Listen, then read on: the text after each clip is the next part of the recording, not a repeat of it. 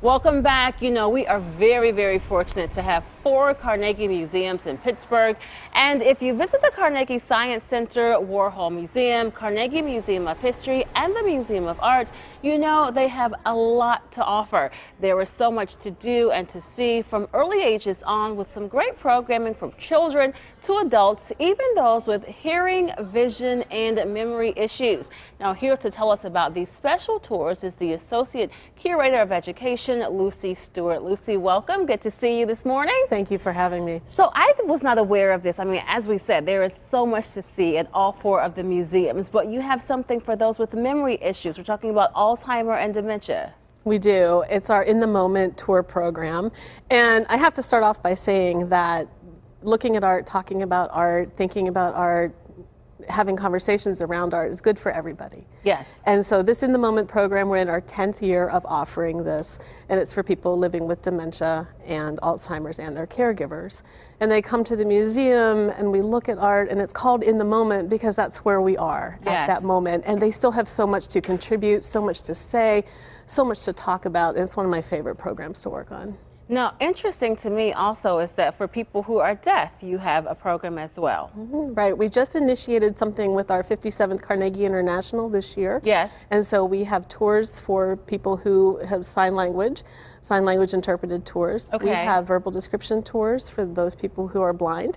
And so we offer those. They'll kick up again in January, and then we'll continue those through the run of the International and then beyond that as well. And so you said visual descriptive, because I'm thinking, you know, why would I go to the museum if I'm blind? But you have a way of making it accessible to them as well. We do. We were trained by an organization called Art Beyond Sight from New York City. Okay. And they trained us in how to describe works of art to people who are blind.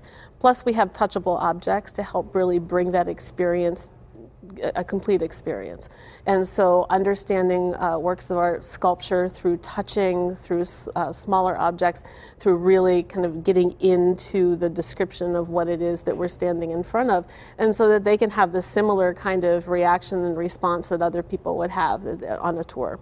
Right, and so I imagine there are special hours and days when you offer these, because you don't want them to be, you know, overwhelmed or distracted by other visitors. Well, we have them at different times, and they're scheduled and they're on our website. Okay. And so what's interesting though is that we do have them at times when other people are in the building, but we do take into consideration any kind of need of that, you know, whether it be distraction or mobility needs or anything of that nature. So we take all that into account when we schedule these. And how would one go about signing up for it? So In the Moment, currently it is for facilities, and they can call our group visits office. Okay. And they can schedule a group tour.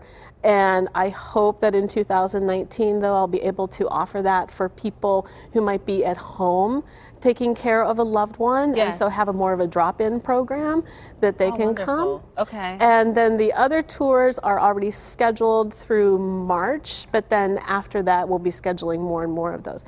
But anyone who would like to have a sign language tour can call us a couple weeks in advance. We can make that happen.